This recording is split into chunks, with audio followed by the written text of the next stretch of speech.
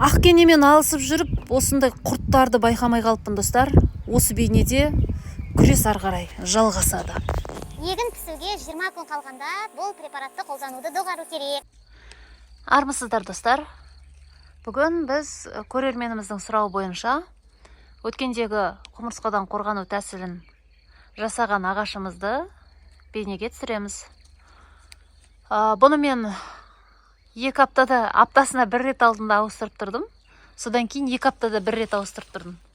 Соңғы кездерде қойдым енді. Дей тұрғанмен, мінекей нәтижесі. Бұл ағаштар сондай қатты ауырып тұрған жоқ. Құрт жеп, жаңағындай былтырғыға қарағанда, былтыр мына ағаштан ағаш қалмаған еді. Сондай бір несі ауырып тұрған жоқ. Мінекей жапырақтары. Сонымен, достар, біз бұл ағашымыздың аса бір зардап шекпегеніне көзіміз жетті. Дей тұрғанмен бізді келесі қадам күтіп тұр. Ол қадамымыз біздің бұл ағашты құрттардан қорғау. Құрт бұл ағашта аса көп емес. Дей тұрғанмен мен сіздерге қазір бір ағашты көрсетемін. Мүлдем қорғаныс шаралары жүргізілмеген ағашым. Оның жағдайы тіптен нашарлап кетті. Соған қазір мен өңдеу жұмысын жүргіземін. Одан артылған сұйықтық артылып жатса, осы ағашқа да сеуіп қоямын. Арнадан ажырамаңыздар. Міне, достар, мынау ешқандай жаңағы қорғаныс шаралары қолданбаған ағашымыздың түрі. Мінекей жеп қойған. Бұл да алма ағашы. Мінекей ақкене, тіля ғой енді, соның қазақшасын менің бейнеролигіме әртүрлі, неше түрлі нұсқаларын жаз жерді. Ақкене деді, шырынже деді. Жалпы ағаштың биті деген сияқты аудармалар келіп түсіп жатыр. Достар, әр өңірде әртүрлі айтылса керек. Мінекей солар дым қалдырмаған. Енді тек қана солар деп айтпай, себебі бұл талда көбелектерде құртын салады. Көбелектер, мінекей көрдіңіздер ма, обалай. Гүлдің бәрін жеп қойды ма, әлде жалпы салған жоқ ма алма. Ағаш құрттары, көбелектің личинкалары осындай нәрселерді жасап алады. Мінекей, достар, көз алдарыңызда міне құрт. Құстар аман болсын деп қоямыз, осындайда құстардың да кішкене көмектер тиіп жатады ғой. Енді, достар, бұнымен күресу керек. Егер күреспесек, бұл талдан келесі жылы айырылып қаламыз. Бұл фуфанон нова деп аталады. Түрлі жәндіктерден және зиянкестерден қорғайтын осындай препарат алдым. Бұл жерде не дейді? Алма, алмұрт, айва, шие, жалпы мына нұсқаулықты оқып отырсаңыздар, көптеген жеміс ағаштары, жидектер, сонымен қатар көкөністер, гүлдердің түрлері келтірілген. Осы нұсқаулықпен танысу керек. Ал енді зиянкестер, жаңағы тіля, клещи дейді, кенелер, гүлжегіш, листовертки, жалпы көптеген зиянкестердің аты келтіріліпті, достар. Құтыда 6,5 миллилитр, 5 литр суға ерітеміз. 2 литр на молодое, 5 литр на взрослое дерево дейді. Демек, мен мынаны қазір аламын да, осыны жасап, осы қоспаны мынау ауырып тұрған талымызға шашамыз.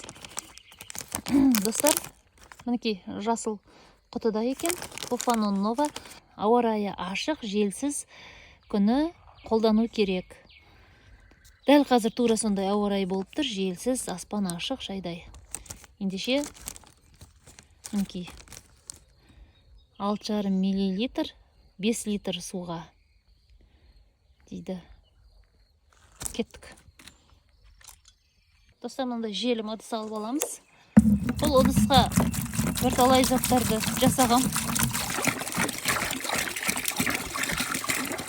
Бірден 10 литр суға жасаймын, достар. Артылған басқа талдарға да себемін ғой.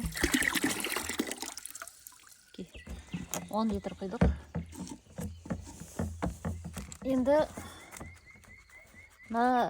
ампуладан екеуін жұмсаймын.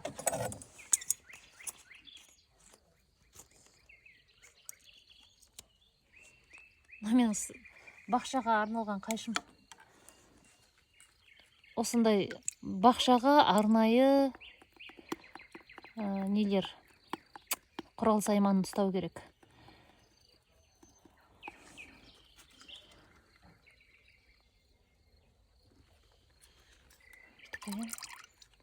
Содан кейін, достар, міндетті түрде қолдарыңызға, егер осы тәсілді қолданып жатсаңыздар, қауіпсіздік шараларын ұмытпаңыздар.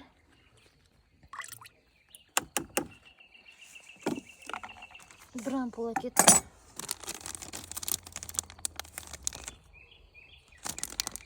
Кішкене жағымсыздау иісі бар, сондай өткір емес, бірақ алдында құлпынайды фуфанонмен зарарсыздандырдым ғой, өздеріңіз көрдіңіздер, достар.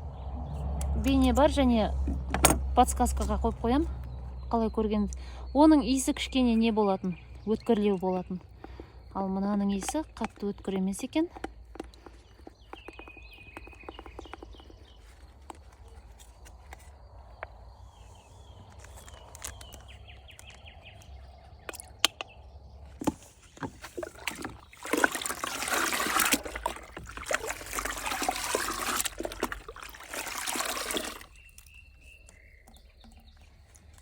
Әлсіз ғана иісі бар.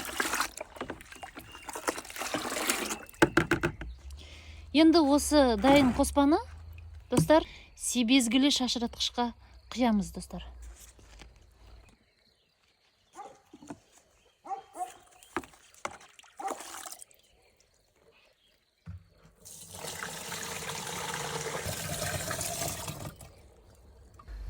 Ал, достар, қолғап, маска, көзілдірік киіп алдық. Жаған тұрғызып қояйық. Іске сәт кеттік. Ал, достар, біз себу процесін бастадық. Аямай құрттарды өлтіреміз.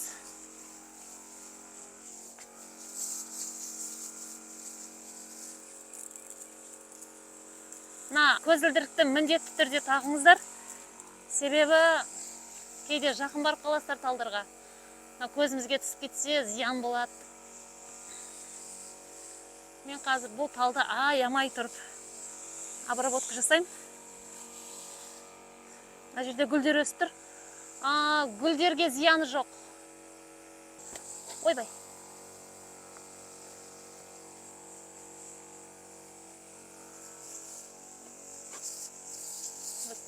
Әрбір сабағын астынан аямай сеуіп шығайық.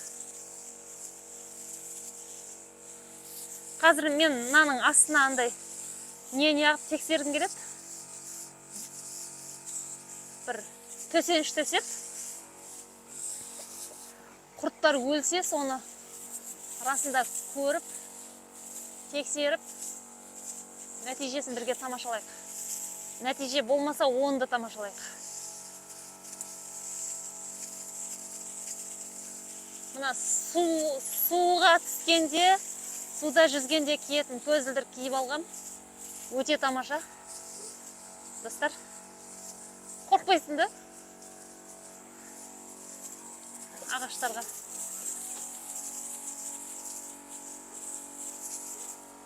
Аямай тамыза берейін.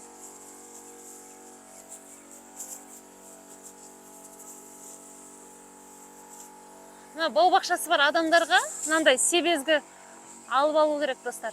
Естеріңізде болсын. Керек нәрсе. Сыпырғымен шашады, анау-мынау дейді. Бірақ дәл қазіргі заманда адамның ыңғайлылығы үшін осындай заттар шығарып қойған ғой.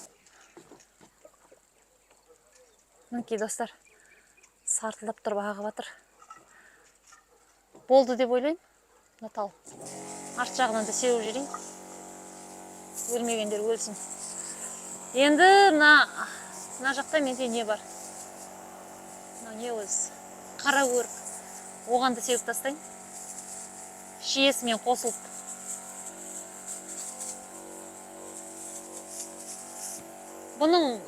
Бұның да эффектісі бір аптаға жетеді екен. Бір апта бойы қайталап тұрады екенсің. Соңғы аптада. Соңғы рет біз қай уақытта пайдалана аламыз? Егін пісуге 20 күн қалғанда бұл препаратты қолдануды доғару керек. Нұсқамада солай жаз қойған.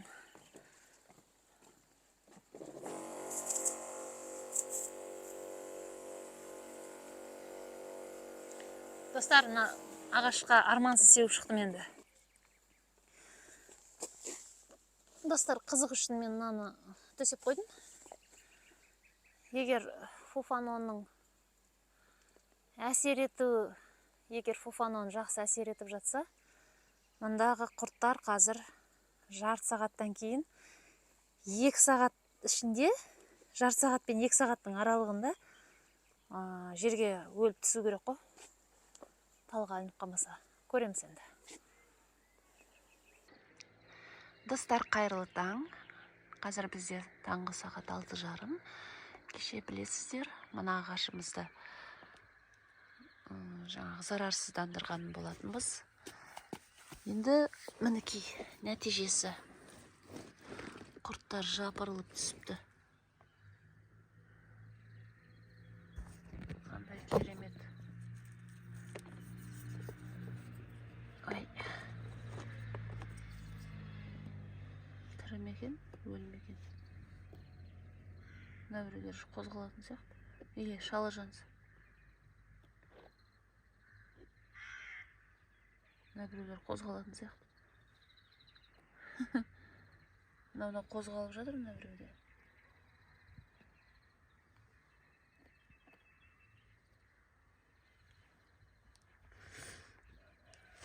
Осындай достар, жалпы нәтиже бар екен.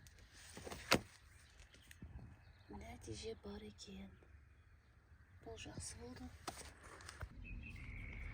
Айтарым, фуфанон новадан осындай нәтиже шықты. Енді газонымызға түсті ма, түспеді ма, білмеймін. Түсіпті бұғанда. Арасына не түссе де өліп қалатын шығар.